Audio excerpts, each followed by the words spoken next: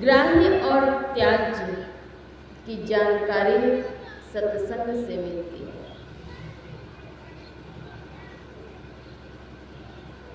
सत्संग को सांस कहते हैं परमाराध्य गुरुदेव। सत्संग मेरी सांस है, जो स्वयं परम प्रभु परमात्मा के स्वरूप है।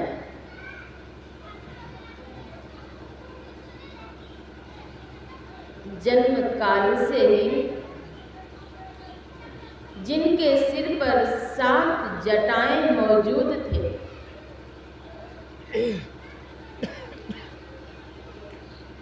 जिन्होंने की कुप्पा घाट की प्राचीन गुहा में 18 महीने तक अनवरत साधना की। इसके पहले भी उन्होंने साधना की।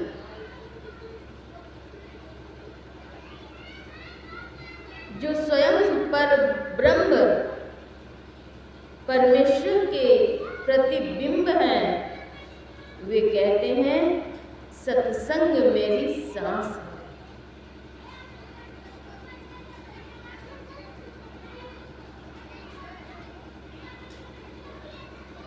मानव विवेकशील प्राणी है, सतत उन्नतिशील प्राणी है। मानव के अंदर में वह क्षमता है कि मानव से देव और देव ही नहीं परमात्मा पद के अधिकारी बन सकते हैं। मानव में वह क्षमता है, लेकिन मानव अज्ञानावस्था में अवस्थित होकर अनेक पापों के शिकार हो जाते हैं, अनेक दुर्व्यसन के शिकार हो जाते हैं। इस शरीर को अर्थात मानव शरीर को बड़े भाग्यशाली कहते हैं। रामचरितमानस के अंतर्गत बड़े भाग मानुष तन पावा, बड़े भाग्यशाली कहते हैं। और इसके आगे कहते हैं सुर दुर्लभ, यह शरीर देवताओं को भी दुर्लभ है।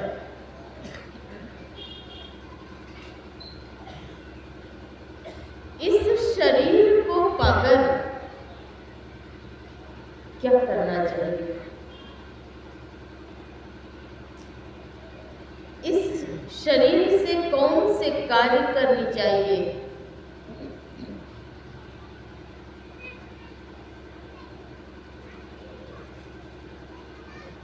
शरीर अनमोल है। इस अनमोल शरीर से क्या करना चाहिए? एक बार की बात है, मैं सत्संग करने के लिए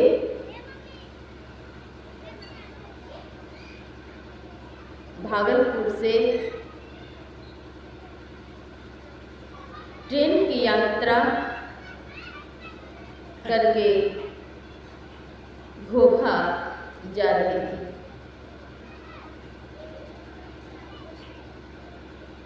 ट्रेन पर जैसे ही भागलपुर में सवार हुई,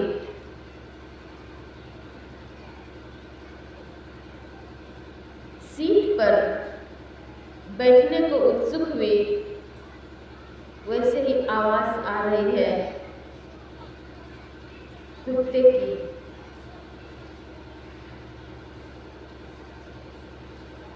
मैंने वहां पर नजरें दौड़ाई, कहीं कुत्ता दिख नहीं रहा था।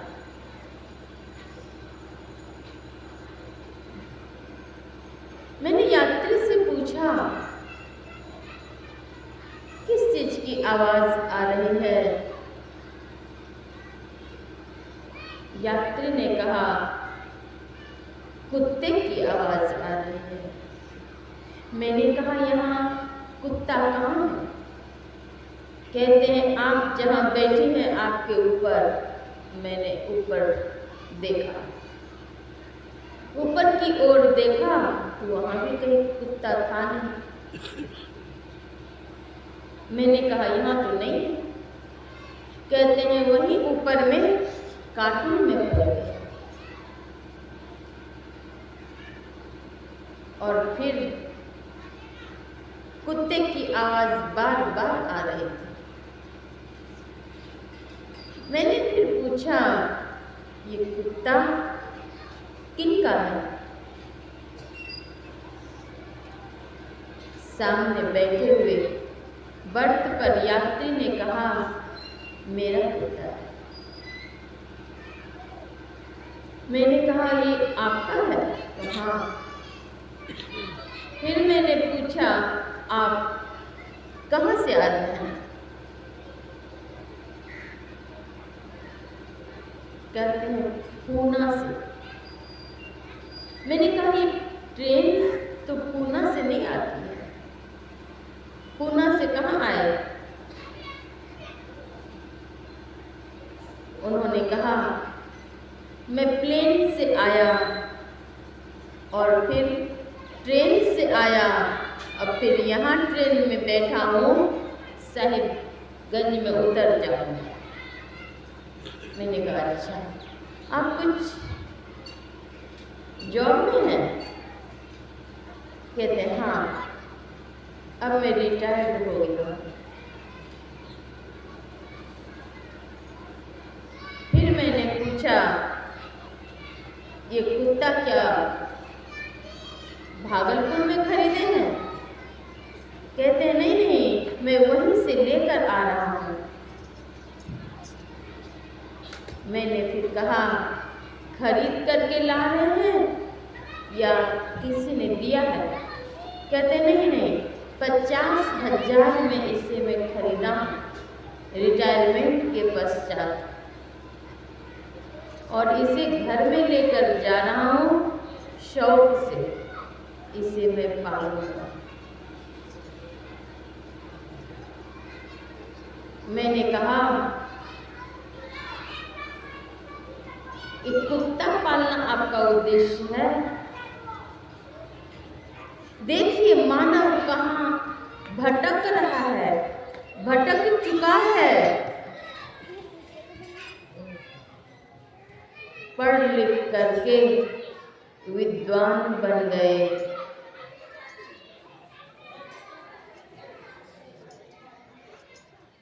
नौकरी की और नौकरी के पैसे से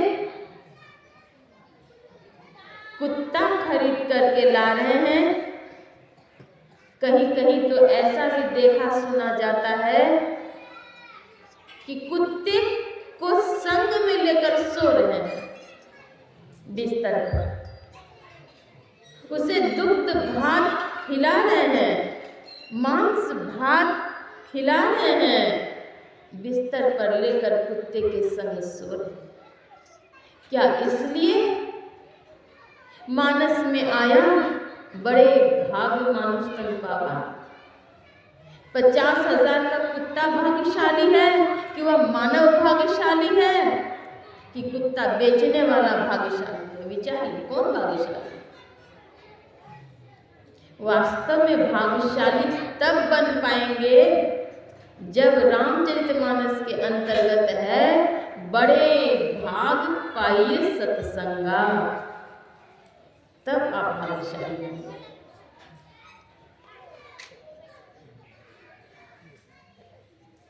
बड़े भाग मानुष तन पर। मनुष्य का तन बड़े भाग्य से मिला है। इस तन को पाकर क्या करना चाहिए? पलट सुधाते 60 विष लेनी, अमृत को त्याग कर विष को लेना यह बुद्धिमानी नहीं है। विष क्या है? तो विषय ही विष है। विषय क्या है? तो पंच विषय है। रूप, रस, गंध, स्पर्श और शब्द, ये पंच विषय हैं। अपना निशाना अपने अंदर, अपने उस पर डटे रहो। पंच विषयों के प्रलोभन में छन छन पल पल बचे रहो। ये पंच विषय का जो प्रलोभन है, रूप देखकर आकर्षित हो जाते हैं। रस, गंध, स्पर्श और शब्द, ये पंच विषयों में आकर्षित हो जाते हैं। आयोजक से आग्रह है कि पीछे नन्हे मुन्ने कौतूहल मचा रहे हैं, कृपया उन्हें शांत करें। अभी 2 दिनों से मैं सत्संग करके आ रही हूँ अररिया जिला दीपनगर से। वहाँ छोटे से छोटे बच्चे, क्या 1 साल के, क्या 2 साल के, 5 साल के, 10 साल के, 20 साल के और उससे भी बड़े जो सब के सब बिल्कुल शांत भाव से सत्संग में बैठकर सत्संग श्रवण कर रहे हैं। यह देन बच्चे के अभिभावक को जाता है। बच्चे के अभिभावक ने सिखाया है बैठने के लिए। बच्चे के अभिभावक ने सिखाया है शांत रहने के लिए, सत्संग सुनने के लिए।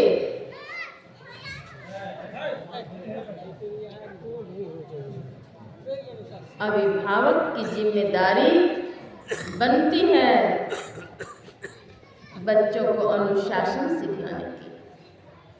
अभिभावक की जिम्मेदारी बनती है बच्चों को सदाचार की सीख दें। यह जिम्मेदारी अभिभावक की। आध्यात्मिकता के संस्कार देना अभिभावक की जिम्मेदारी है। केवल क से कबूतर, ख से खरहा, ग से गधा रटा रटा रटा रटा करके बच्चे को गधे बनाना। ज्ञ से ज्ञानी, ग से गणेश, म से महेश आदि देवी देव के नाम, संतों के नाम बच्चों को सिखलाया नहीं, रटाया नहीं, पढ़ाया नहीं, परिचित नहीं करा। कुछ दिन के बाद जब बच्चे अनुशासनहीन हो जाएंगे, अभिभावक के अंदर में नहीं रहेंगे, तब कहेंगे क्या करें बाबा, मेरा बच्चा हाथ से निकल गया, मेरा बच्चा बात नहीं मानता है, क्या करें। बच्चों को आपने अनुशासन सिखलाया ही नहीं। मैं जब अध्यापन सेवा में थी, मैंने पहले से बच्चों को सिखाया था कि मेरे आने से पहले शांत भाव से अपने सीट पर बैठ करके उसी विषय का अध्ययन करते रहेंगे। मेरे आने में 1-2 मिनट भी अगर विलंब हो तो आप लोग हल्ला नहीं मचाएंगे, शोर नहीं करेंगे। बच्चे इतने अनुशासित हो गए थे कि बच्चे बैठकर उसी पाठ को दोहराते थे। आपके मन में होता होगा कि 1 मिनट 2 मिनट लेट क्यों? इसके उत्तर में है, एक कक्षा से निकलकर दूसरी कक्षा तक पहुंचने में जो वक्त लगता है वही वक्त है।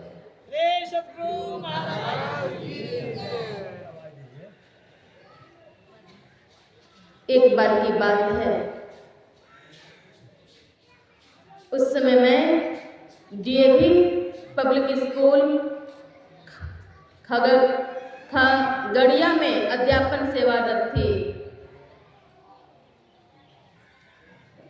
विद्यार्थी शांत भाव से अपने पाठ को दोहरा रहे थे।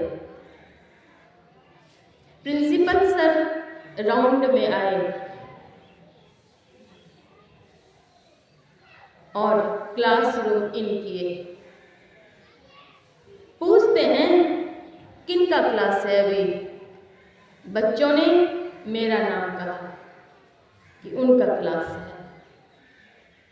कहते हैं तो मैडम तो क्लास में है नहीं, तुम लोग इतने शांत भाव से कैसे पढ़ रहे हो? आपस में कोई बातचीत नहीं कर रहे हो? बच्चों ने कहा मिस ने मुझे यही सिखलाया है कि मैं आती हूँ, मेरे आने से पहले कोई हलचल नहीं होनी चाहिए। उन्हें आश्चर्य हुआ, केवल बोल देने मात्र से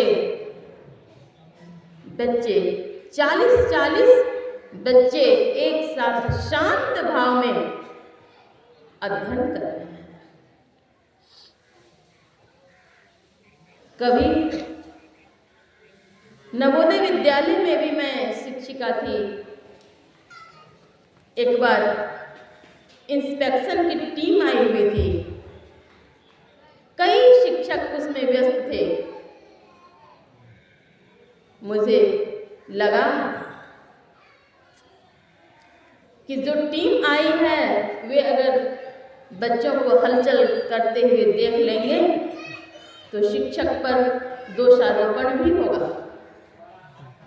मैंने एक साथ 5 क्लास को देखा था और 5 क्लास के बच्चों को एक साथ मैंने पढ़ाया। आप कहेंगे कि एक रूम अलग इस प्रकार से 5 कक्ष हैं, 5 में आप कैसे हैं? तो एक को होमवर्क देकर के दूसरे में गई, दूसरे से फिर तीसरे में, और सभी कक्ष को मैं देखती रही पूरे दिन टेकल कर, और सभी बच्चे शांत भाव से अध्ययनरत रहे। बच्चों को अनुशासन सिखलाना शिक्षक की जिम्मेदारी है स्कूल में, और घर में अभिभावक की जिम्मेदारी है। जैसा सिखलाएंगे वे वैसा सीखेंगे।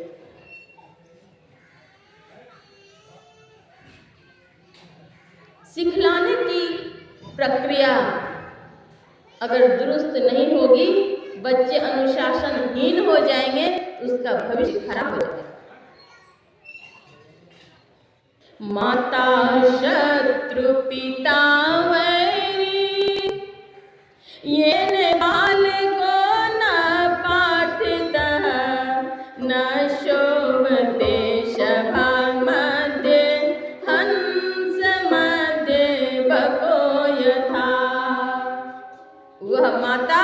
शत्रु है, पिता वैरी है अर्थात दुश्मन है, जो अपने बच्चे को शिक्षा नहीं देते। आप कहेंगे मैं तो रोज स्कूल भेजता हूँ, सुबह सुबह जग जाता हूँ, माताएं कहेंगी मैं जग जाती हूँ, उसके लंच तैयार करती हूँ, नहलाती हूँ, धुलाती हूँ, तैयार करती हूँ, स्कूल भेजती हूँ। भौतिक विद्या पढ़ाते पढ़ाते, सिखाते सिखाते भौतिक विद्या का अंत कर दिए। विश्वविद्यालय की उच्चतम डिग्री भी आपने दिलवा दी, लेकिन आध्यात्मिकता का ज्ञान अगर उनके अंदर में नहीं रहा तो वही व्यक्ति आज सुसाइड कर रहे हैं, क्राइम कर रहे हैं, घूस ले रहे हैं, घूस बोल रहे हैं।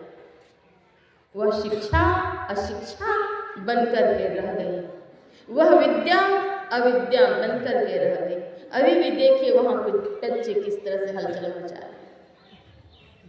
बच्चों को अनुशासित रखना जिम्मेदारी है।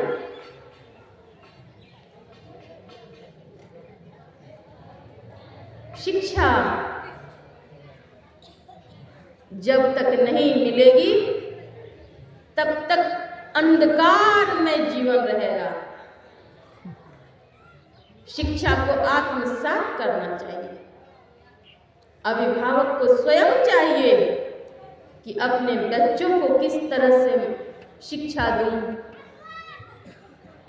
और अभिभावक को भी चाहिए कि अपने से बड़ों का आदर करें। माताओं को चाहिए कि मेरी जो माँ है, पहली माँ अथवा दूसरी माँ, उनका आदर करो, सम्मान करो, प्रणाम करना चाहिए। अपनी संस्कृति है।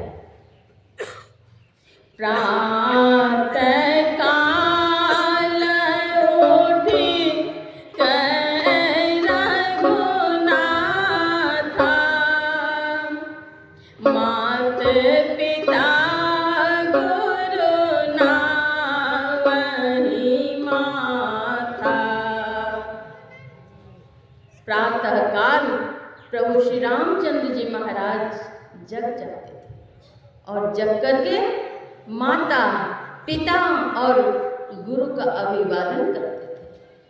अभी जो कुछ मिनट पहले मैंने कहा, अररिया जिला दीपनगर, अभिभावक को कहना नहीं पड़ा, छोटे से छोटे बच्चे, बड़े से बड़े दौड़ दौड़ करके आते और पैर छूकर प्रणाम करके दौड़ करके चले जाते।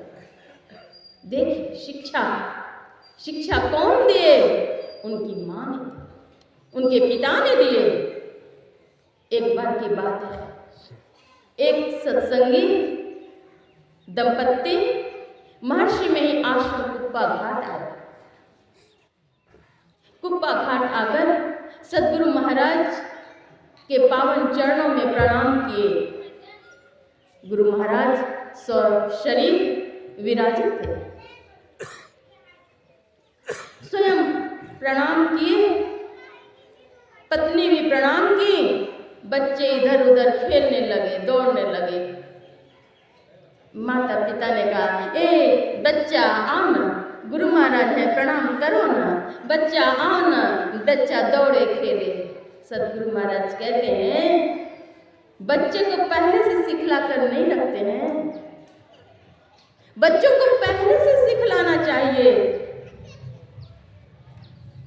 आप कार्यालय जाएं और वहां जाने से पहले भी अनुशासित होना होता है, पूछना होता है, मैं आई कम इन सर, क्या मैं अंदर आ सकता हूं महाशय?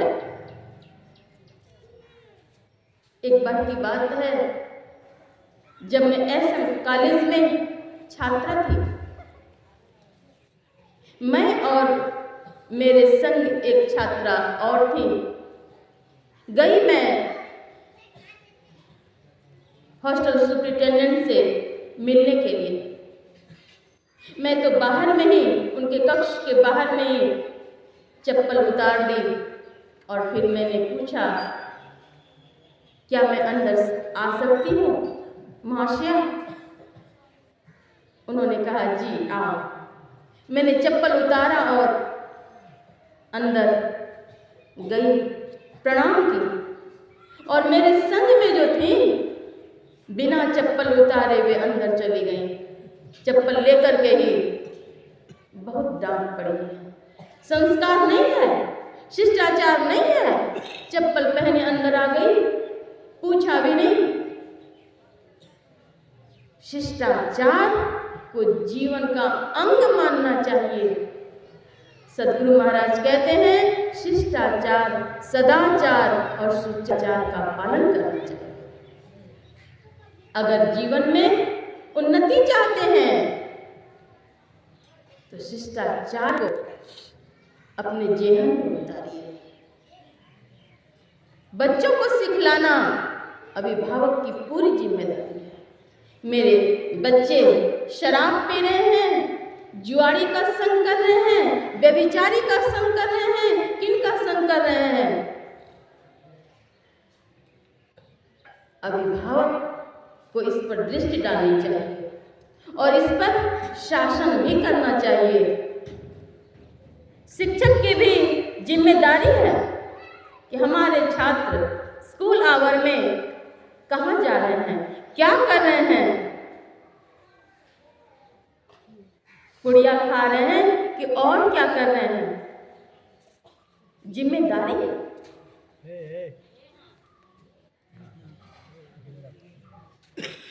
अभिवादन शीलस्य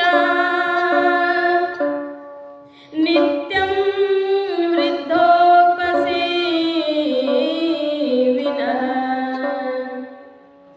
चत्वारि तस्य वर्धन्ते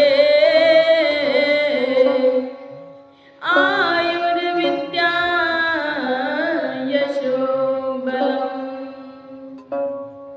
अभिवादन करने से 4 चीजों की वृद्धि होती है। आयु, विद्या, यश और बल। इन चारों चीजों की वृद्धि हो जाती है। इसलिए नित्य अभिवादन करना चाहिए। अपने से बड़ों का आदर सतत करना चाहिए और बच्चों में भी यह संस्कार डालना चाहिए।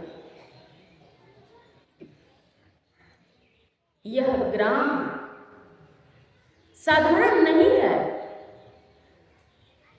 परमाराध्य सदगुरु महाराज त्रिकालदर्शी संत सशरीर कई बार अपने चरण रज से इस ग्राम को सुशोभित किए। यह साधारण बात नहीं है।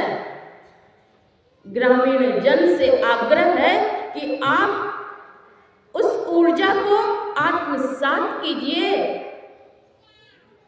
उस ऊर्जा को जेहन में उतारिए।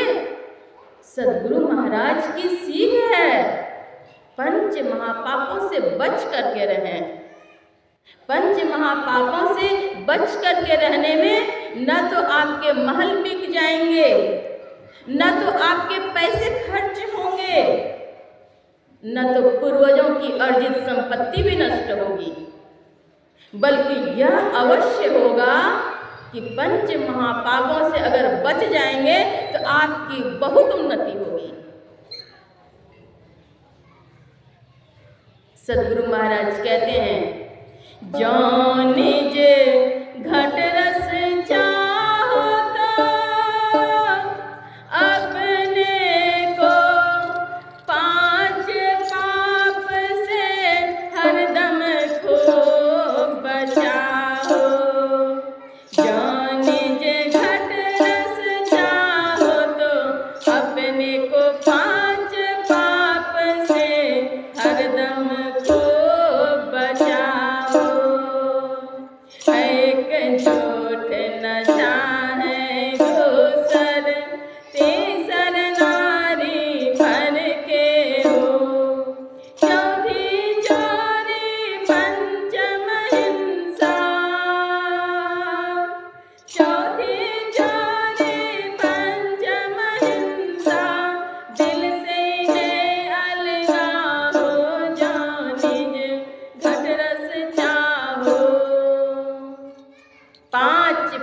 से हरदम खूब बचाओ। अगर आनंद चाहते हैं, जीवन में सुख चाहते हैं, शांति चाहते हैं, तो पंच महापापों से स्वयं को बचाइए।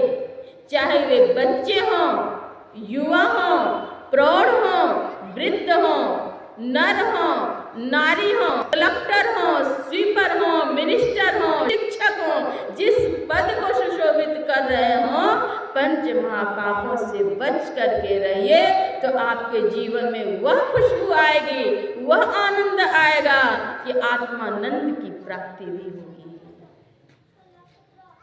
जब तक पंच महापापों से अपने को बचाएंगे नहीं, तब तक सुखी नहीं रहेंगे।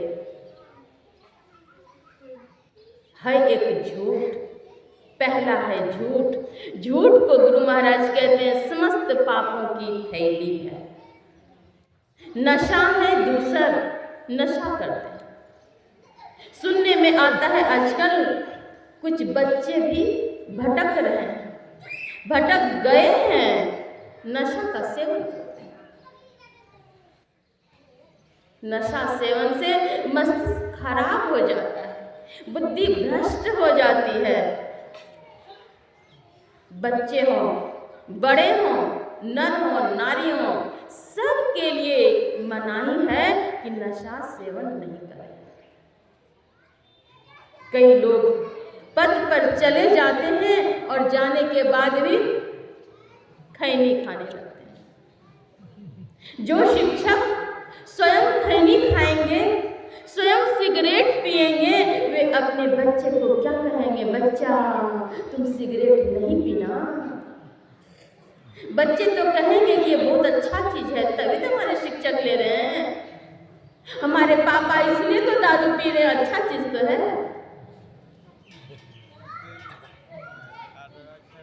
एक बार की बात है, एक बच्चे के चाचा जी ऑफिसर थे, वहां से छुट्टी में घर आए तो शराब का बोतल लेकर और उन्होंने फ्रिज में किया और फ्रिज से डाल करके वे पीने लग गए, लेने लग गए। बच्चों ने नग्न आंखों से देखा, हमारे अंकल जी की इतनी बड़ाई होती है, अंकल जी ले रहे हैं, अवश्य कोई अच्छी बात है, अच्छा चीज है, लो। लेकिन बच्चों के अंदर कौतूहल हो रहा। गए मार्केट, बच्चे की माँ, पिता, चाचा सब चले गए मार्केट। उन्होंने सोचा कि सामने तो पीने नहीं देते हैं, थोड़ा छिपा कर पीने। रात्रि काल में उन्होंने छिपा करके पी लिया, थोड़ा पीकर सो गया। उन्होंने सोचा कि यहाँ तो मैंने पिया, थोड़ा वाटर बोतल में ले लेता हूँ, स्कूल जाऊंगा, मित्रों से कहूँगा कि तुम भी थोड़ा चखो, मिल बांट कर पीऊँगा। स्कूल आते हैं, वाटर बोतल में वाटर के बदले शराब लेकर आते हैं और वाटर में मिक्स, क्योंकि थोड़ा है, मित्र है 8 तो पिएंगे कैसे, पूरेगा भी नहीं। मिला जुला करके पी लिया, पिया तो छुट्टी होते होते बस बक बक बक बक करने लगा। जो कोई शराब पीते हैं उनकी स्थिति क्या होती है? शराब पीते हैं, पीते पीते मूर्छित हो जाते हैं, कुछ ज्ञान नहीं रहता। किन्हीं संत ने कितना अच्छा कहा,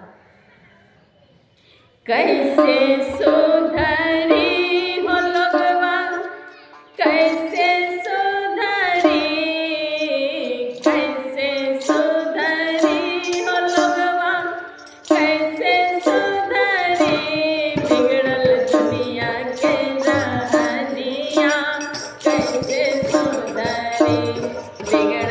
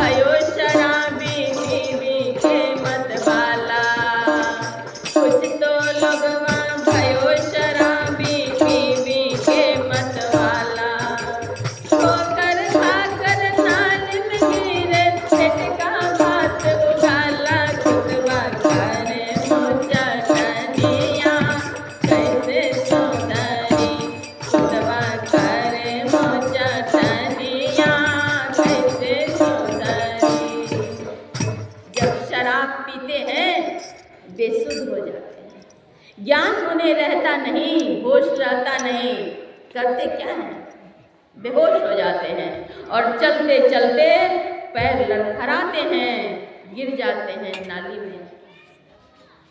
मुख से खाए हुए अन्न, पेट में जो खाए हुए अन्न है मुख से निकल जाता है, उल्टी हो जाती है। कुत्ता उधर से आता है, सूंघता है, उसके मुंह को चाट भी लेता है, उसे कोई होश नहीं। क्या इसलिए बड़े भाग मानुष तन पावा है कि कुत्ता मुंह चाटे?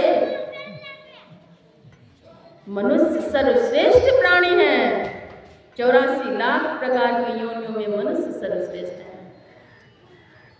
नशा पान पराग में भी है, पान पुड़िया में भी है, छिपकली के पाउडर मिलाए जाते हैं उसमें। कोई स्टैंडर्ड मेंटेन करने वाले लोग सोचते हैं कि नहीं ये तो स्टैंडर्ड का चीज है, निकोटीन की मात्रा रहती है, तंबाकू होता है, छिपकली के पाउडर उसमें मिक्स करके मिलाए जाते हैं मशीन के द्वारा। आप पढ़ेंगे खान पान को प्रथम संहारो, उसमें विस्तार से दिया हुआ है। जाका गर तुम काटियो सो फिर काट त्योहार, इसको भी अवलोकन करेंगे। सदगुरु महाराज कहते हैं दारू, गांजा, भांग, अफीम, चरस ये लेने योग्य पदार्थ नहीं है। दारू, गांजा, भांग, अफीमा, ताड़ी, चांदो, मदक कोकीना, सहित तंबाकू नशा है जितने, तजन योग्य तजन दारू तितने। दारू, गांजा, भांग, अफीम, चरस, कोकीन आदि किसी भी मादक पदार्थ का सेवन मानव के लिए उचित नहीं है। जीवित सर्प के मुख द्वार में अगर तंबाकू दे देंगे, सर्प मर जाएगा, और वह तंबाकू मानव अपने मुख में डाल रहा है, जिससे कैंसर जैसे रोग उत्पन्न होते हैं, बहुत प्रकार के रोग उत्पन्न होते हैं। झूठ, चोरी, नशा, हिंसा और व्यभिचार ये पंच महापाप है। हिंसा के अंतर्गत आया मांस, मछली, अंडे का परित्याग करना। भारतीय संस्कृति में अहिंसा परमो धर्म कहा गया।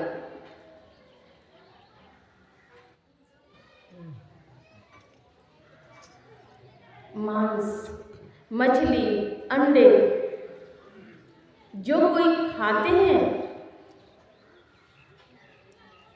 उन्हें पाप लगता है। मनुस्मृति में आया अष्टघातक की चर्चा, 8 आदमी को पाप लगता है। अगर आदेश दिया आपने, स्वयं दीक्षित सत्संगी, लेकिन आप आदेश दे दिए अपने संबंधी को, परिजन को, तुम खा लो, मैं नहीं खाता हूं, मैं नहीं खाती, तुम खा लो, आपने भी पाप किया। मोल खरीदने वाले, बेचने वाले, पकाने वाले, परोसने वाले, कत्ल करने वाले, सबको पाप लगता है। अष्टघातक की चर्चा। मांस, मछलियां भोजन त्यागो, सतगुरु खान पान में पागो।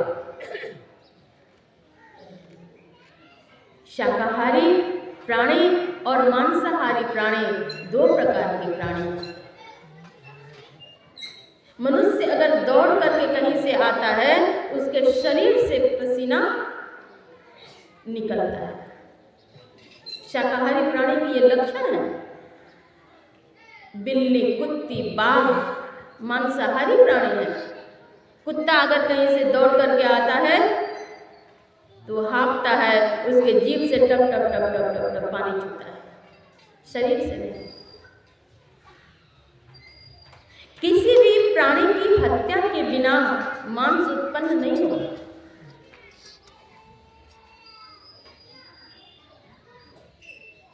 जीव मत मारो बापुरा, सबका एक ही प्राण,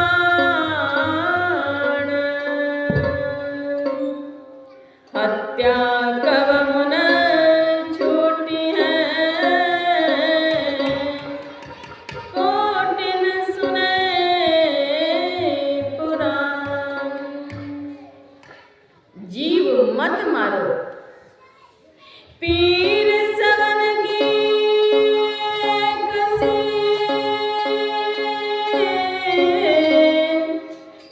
मूरख जाने नाए।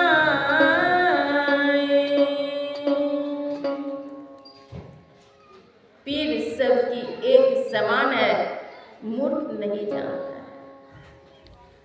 कांटा चुभे पीर हुए, गला काट को खाए। अगर कांटा शरीर में चुभ जाता है तो पीड़ा होती है, कष्ट होता है, और गले को काट करके खाते हैं तो क्या उसे पीड़ा नहीं होती है? पीर सवन की एक सी, मूर्ख जानत ना, मूर्ख नहीं जानते। जो कोई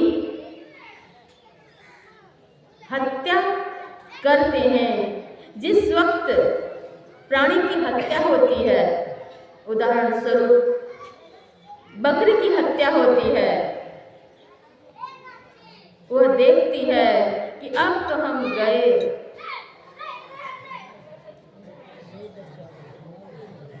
और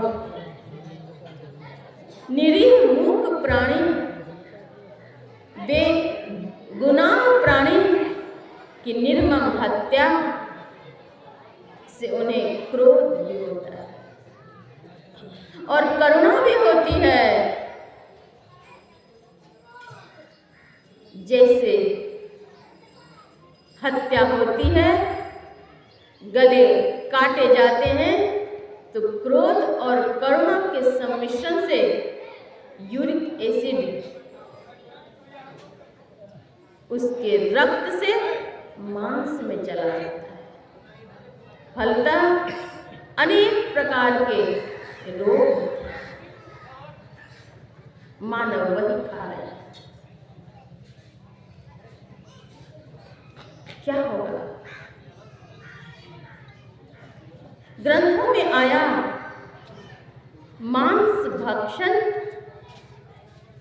की इच्छा मात्र करने वाले को नरक होता है, नरकगामी होते हैं।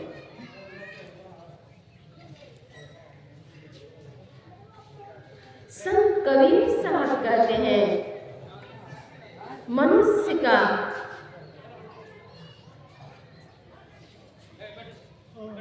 तन बावला हो गया।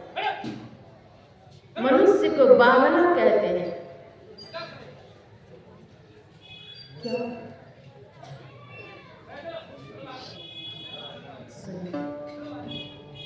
संतो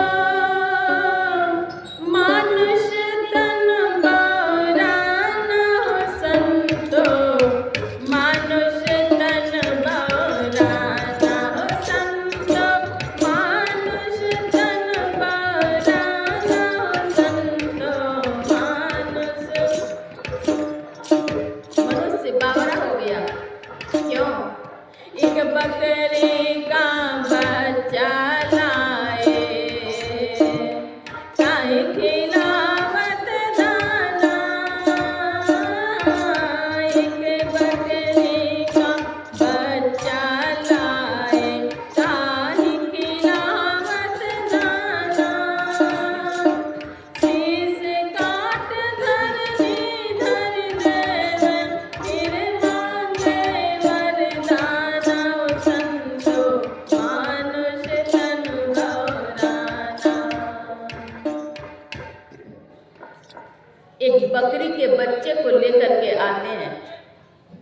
ला करके उसे पहले कुछ खिला देते हैं और खिलाने के बाद उनके सिर को काट कर धरती अर्थात पृथ्वी पर रख देते हैं और फिर वरदान मांगते हैं।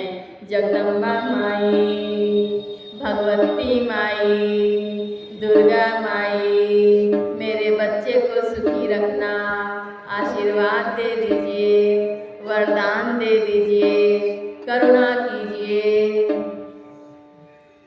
वरदान मांगते हैं। विचारिए, आप संसार की माँ हैं, संसार में माँ हैं, आपकी संतान 1 2 4 होगी। आपकी संतान अगर आपस में लड़ ले, भिड़ ले, मारपीट कर ले, आपको क्लेश होता है अथवा सुख होता है, हृदय पर हथेली रखकर माएं विचार लें। एक भाई अगर दूसरे भाई को जान मार दे, मरने वाले बच्चे की माई के हृदय में कौन सी टीस होगी, विचार कर सकती हैं। विचारिए, आपकी 1 2 संतान है,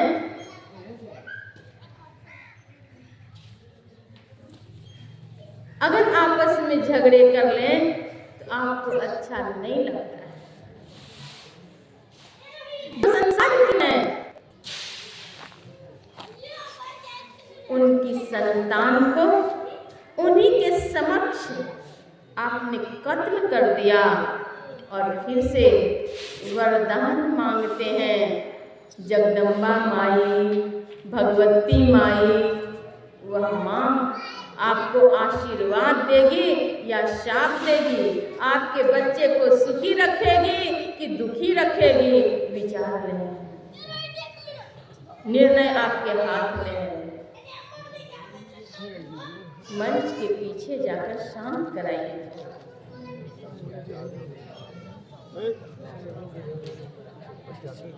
श्री सद्गुरु महाराज की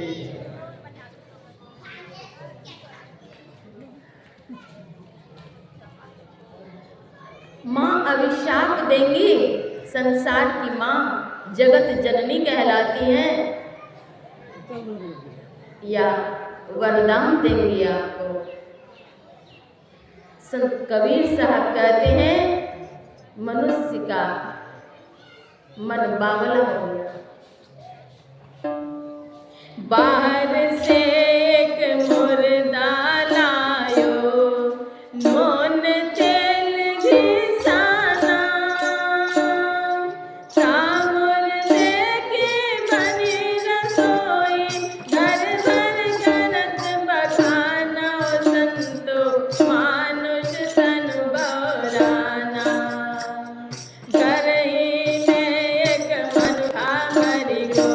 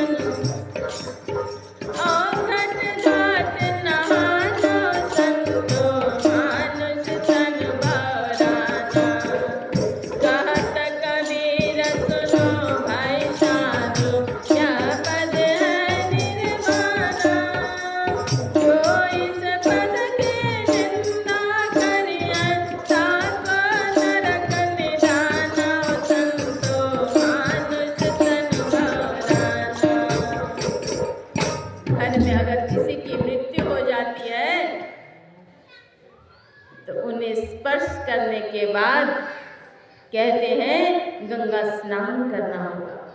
जब तक स्नान नहीं करेंगे पूजा पाठ नहीं करेंगे। घर में अगर किसी की मृत्यु होती है तो ऐसा कहते हैं। और उन्हीं से उतने उपकृत हुए हैं और जला करके कोयला कर देते हैं, राख करते हैं और फिर स्नान करके तब घर आते हैं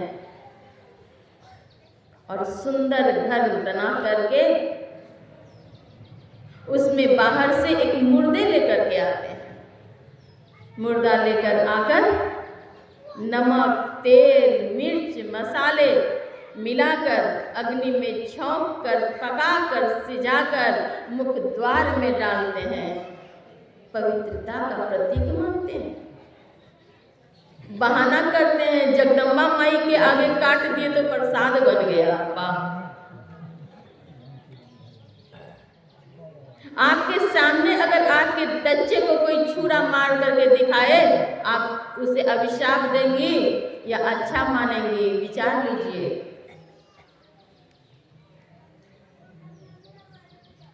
बाहर से मुर्दे को लाते हैं, नमक, तेल, मसाले मिलाकर खाते हैं और उसका स्वाद भी बखान करते हैं। लागल करम में अगिया, लागल करम में अगिया, यही देशवा आएंगे हो, आन कर पूजा करे, ठेकुआ पकाएंगे हो, अपना के पूजा करे, देनिया सुखाएंगे हो, लागल करम में अगिया, लागल करम में यही देशवा आएंगे हो, हरदी बाटे धनिया बाटे सरसों मिलाएंगे हो, हरदी बाटे धनिया बाटे सरसों मिलाएंगे हो,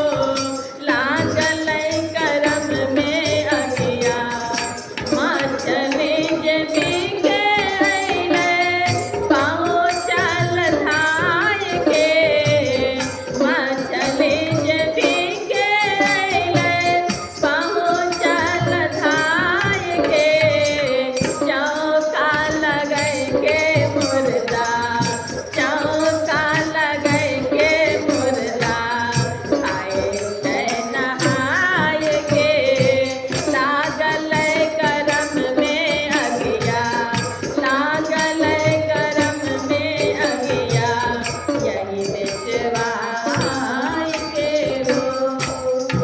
मछली अगर बिकने के लिए आता है, दौड़ते हैं, दौड़ करके मछली खरीद करके लाते हैं, धोते हैं, धाते हैं, नहा करके, चौका लगा करके, पका करके और मुख द्वार में दे देते हैं।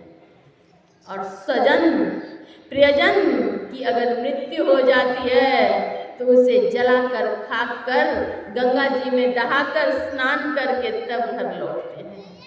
मानव आँख खोले, मानव के खाने का चीज यह नहीं है। मांस मछलियाँ खात हैं, सुरा पान से हेत,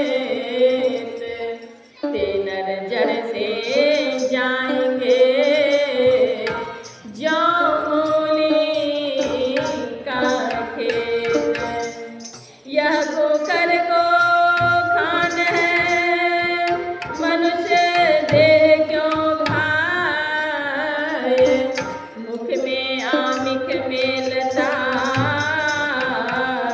नरक पड़े सो जाए, कहता हूँ कहीं जात हूँ, कहाँ जो मान हमार, जागा अगर तुम का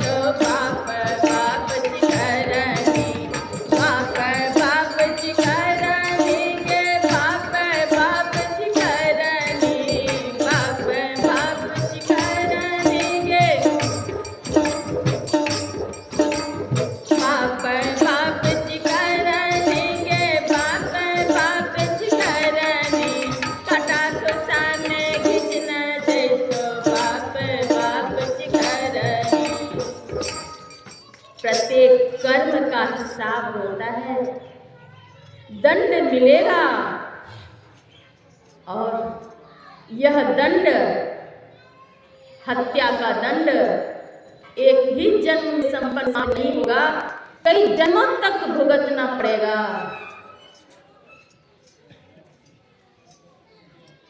अगर अपने बच्चे का मुंडन करवाते हैं तो कहते हैं नाई साहब, नाई बाबू,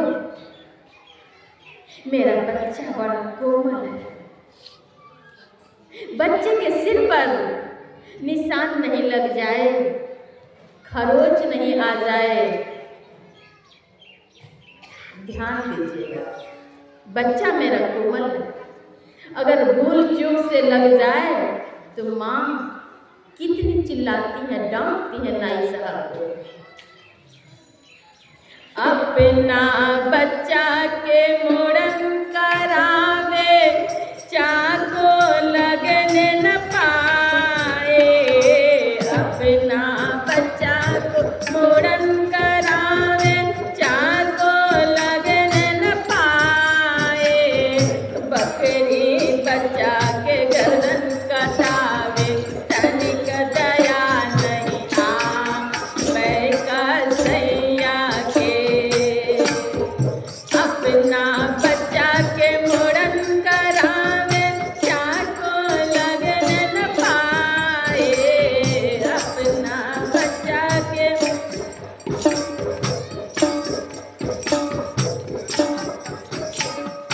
बकरी बच्चा के गर्दन कटावे, बकरी बच्चा के गर्दन कटावे, तनिक दया नहीं आवे कसैया के, तनिक दया नहीं आवे कसैया के। बाला बन के पटिया बोलते, बकरी भये महतारी, बाला बन में पटिया बोलते, बकरी भये महतारी, भागे गर्दन के कटवैया तोरा लागो ना शरम, तोरा लागो ना शरम, तोरा लागो ना शरम। जल में मछली जन्म लियो है, जल में भई सयानी, जल में मछली जन्म लियो है, जल में भई सयानी, जल में मछली जन्म लियो है, जल में पाके खाना उतर के कटवैया तोरा लागो ना शरम, तोरा लागो ना शरम, तोरा लागो ना शरम। अपना बच्चा के मुंडन करावे, चाको लगने न पाए, बकरी बच्चा के गर्दन कटावे, तनिक दया नहीं आवे कसैया के, तनिक दया नहीं आवे कसैया के। अपने बच्चा का अगर मुंडन कराते हैं तो नाई साहब से कहते हैं चोट न लगे, खरोच न लगे, और बकरी के बच्चे का, बकरी का गर्दन कटवाते हैं, हिंसा का मांस खाते हैं। प्रभु ने इस संसार में खाने के लिए कोई दिक्कत नहीं दी है, इतने प्रकार की सामग्री है, फल फूल मेवा मिष्टान में इतने हैं कि खाकर कोई अंत नहीं कर सकता। और खाते क्या है? मांस, मछली, अंडा, मदिरा। मांस आहारी मानवा प्रत्यक्ष राक्षस अंग। मांस आहारी जो मानव है प्रत्यक्ष में वे राक्षस के अंग हैं, ऐसा कहा जाता है। एक ब्राह्मण सेठ थे। सेठ ने कोई उत्सव करने की ठानी। अपने अनुचर से, नौकर से उन्होंने कहा, 1 दर्जन बकरी लेकर के आएंगे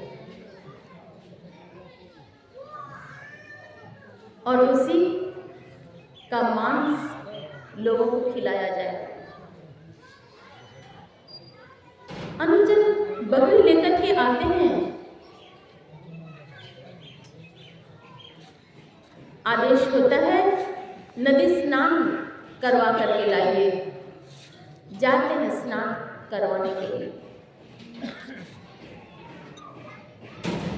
जब स्नान करवा रहे होते हैं, एक बकरी उसमें से बहुत हंसती है और कभी तो रोती है।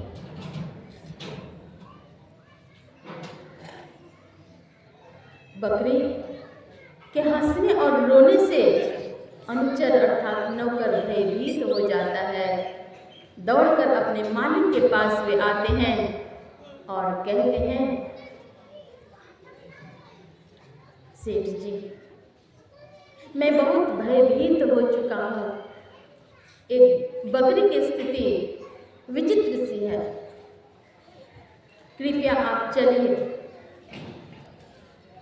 ब्राह्मण सेठ को लेकर के वे नदी के तट पर आते हैं। बकरी वैसे ही कभी तो खूब हंसती है, कभी तो खूब रोती है। ऐसी स्थिति को देख करके हाथ जोड़ करके याचना करते हैं, निवेदन करते हैं, हे देवी, आप इस रूप में कौन हैं? कृपया बतलाएं, आप इस रूप में कौन हैं? बकरी कहती है, मैं कौन हूँ इससे आपको क्या मतलब है? आप अपना काम कीजिए और मैं अपना काम करती हूँ। फिर से हाथ जोड़ कर निवेदन किया उन्होंने, मुझे बतलाइए आप कौन हैं? बकरी कहती है, आज से कई जन्म पूर्व मैं भी आपकी तरह ब्राह्मण और सेठ थी। मैंने उस जीवन में बहुत तीर्थ व्रत, उपवास, धर्म के बहुत सारे कार्य किए, लेकिन एक ही कार्य मैंने किया तो एक दिन एक बकरी की मैं हत्या करवाई और उस जन्म के बाद से आज तक मुझे उसके परिणाम भोगने पड़े हैं।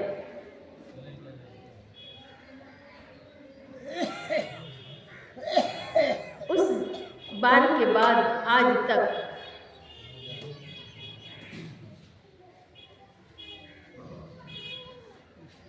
कई जन्मों से मेरे गले काटे जा रहे हैं और मैं यह भी जान रही हूँ इस जन्म में भी मेरा गला कटेगा। मैं जान इसलिए रही हूँ कि मैंने बहुत धार्मिक कार्य किए, भूल एक की है और यह मेरा अंतिम जन्म है।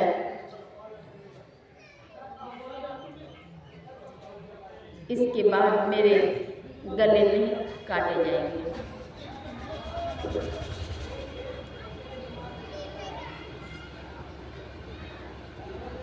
इस बार अंतिम बार मैं रो इसलिए रही हूँ कि आपकी भी यही हालत होगी।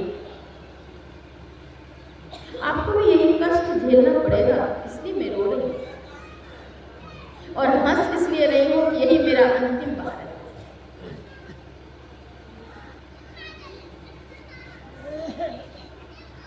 सेठ जी की आंखें खुल गई। उन्होंने अपने अनुचर से कहा, ले जाकर के पहाड़ की कंदराओं में छोड़ दो, पहाड़ की तरफ छोड़ दो।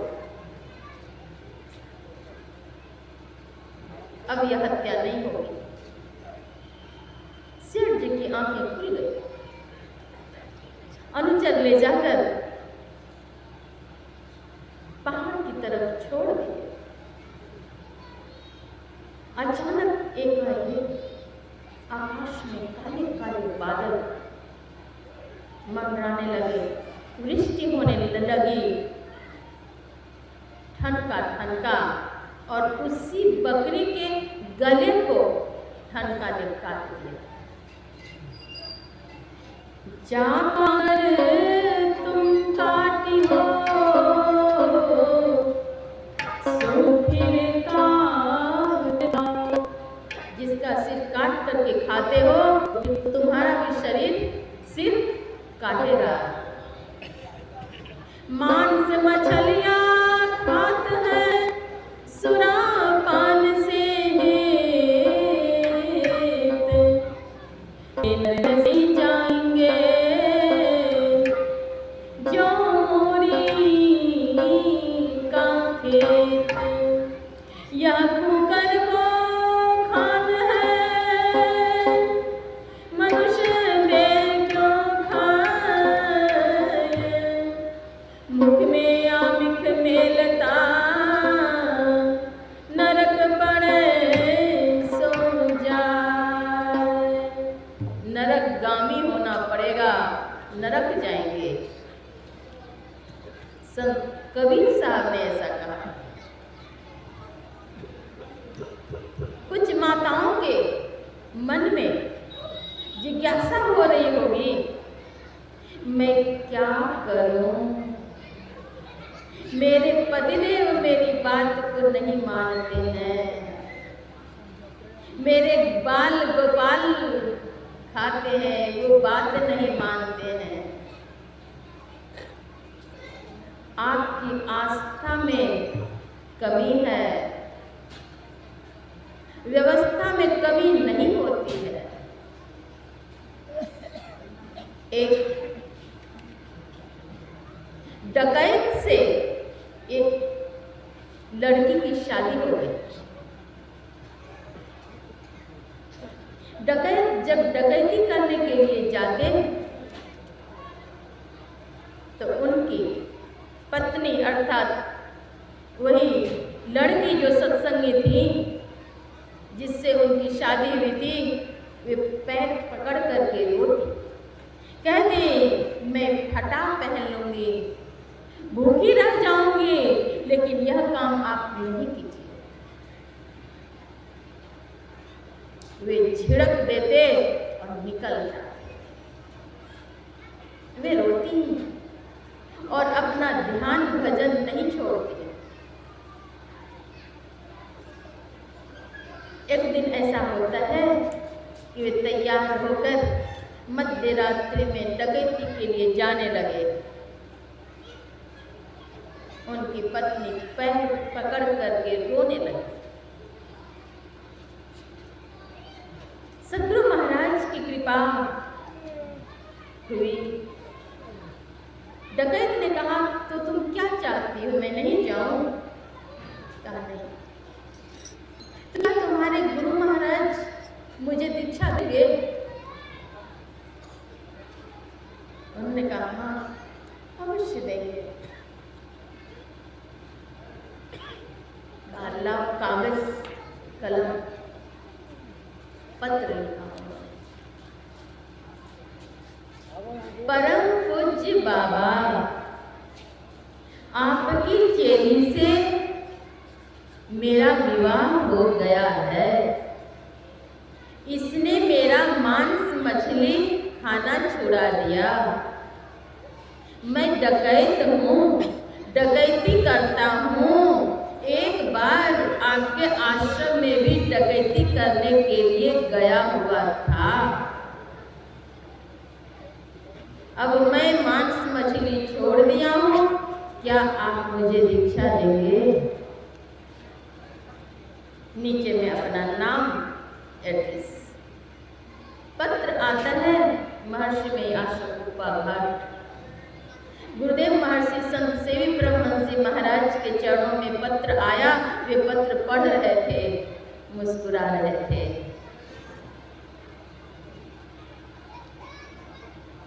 सद्गुरु पत्र के उत्तर में लिखकर के क्या देंगे? वे तो सूक्ष्म रूप से कृपा करते हैं। उन्हीं की कृपा से अगले ही दिन वे आते हैं दीक्षा लेने के लिए। उस पत्र को एक शिष्य ने भी पढ़ा था। गुरुदेव को मुस्कुराते हुए देखकर उन्होंने पूछा और पत्र को पढ़ लिए। वे भी हंसने लग गए। वे व्यक्ति रास्ते में ही मिले, आश्रम के मुख्य द्वार पर मिले। उनसे पूछते हैं कहाँ से आए हैं? फलाना जगह से। नाम क्या हुआ? फलाना हुआ। बस इन्हें कुछ हंसी आ गई।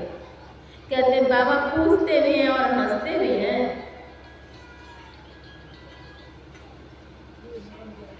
कहा नहीं, चलिए आपको मैं व्यवस्था कर देता हूँ। जब वे दीक्षा ले लिए तब पूछते हैं अच्छा एक बात बतलाइए कि आप कहाँ डकैती किए हैं हमारे आश्रम में? गुरु महाराज का आश्रम तो बहुत है, हजारों की संख्या में है। तब उन्होंने कहा कि मैं सिकलीगढ़ धरहरा गया था। डकैत में भी परिवर्तन हो गया। आस्था रखेंगे, व्यवस्था होगी। एक लड़की की शादी मांस मछली अंडा खाने वाले से हो गई। पतिदेव उनके कहे बनाओ, वह कहे मैं नहीं बनाऊंगी। झंझट करे और वे कहें कि अगर नहीं बनाओगी तो मैं दूसरी ले आऊंगी। कहते कहते दूसरी को लेकर के आ गए। अब दूसरी पका करके देने लगी खाने। इन दोनों में बातचीत हुई, दोनों सौत में। उन्होंने कहा कि मांस मछली नहीं खाना चाहिए, इससे हानि होती है, आदि आदि बातें। अब उनके पतिदेव जब लेकर के आए तो कहे बाहर खाइए, ये मुर्दा का घाट है। लेकर के आते हैं। होते होते उसने छोड़ दिया, सब मिलकर के दीक्षा लिए। यह है सद्गुरु महाराज की कृपा। आप सबों को चाहिए कि अपने अपने परिजन में सद्ज्ञान का उपदेश करें, गुरु महाराज का ज्ञान दें। साधन धाम मोक्ष कर द्वारा, पाई न जेहि परलोक संवारा। सो परत्र दुख पावई, सिर धुन धुन पछताए। काल ही कर्म ईश्वर ही, मिथ्या दोष व्यर्थ में दोष लगाएंगे। आहार निद्रा भय मैथुनञ्च सामान्य में तत् पशुभिर्नराणां ज्ञानं नराणाम् अधिकं विशेषो ज्ञानेन हीनां पशुभिः समानाः। ज्ञान से विहीन मनुष्य पशु के समान है। इहलोक और परलोक अगर मंगल में चाहते हैं तो पंचविधि कर्म को अपनाएं। एक सर्वेश्वर पर अचल विश्वास, पूर्ण भरोसा, उनकी प्राप्ति अपने अंदर में होगी, इसका दृढ़ निश्चय। सद गुरु की निष्कपट सेवा, सत्संग, ज्ञानाभ्यास, ये पंचविधि कर्म इसे अपनाइए और झूठ, चोरी, नशा, हिंसा और व्यभिचार इसका परित्याग कीजिए, सत्संग करिए। कल मंगल कामनाएं। यह जो महिलाओं ने महिला कमेटी के माध्यम से यह सत्संग किया और इस सत्संग को आयोजित करके कई गांवों में इस ज्ञान का प्रचार किया, तो निश्चय ही महान पुण्य के भागी हैं। सबों के लिए हार्दिक मंगल कामनाएं। श्री सद्गुरु महाराज।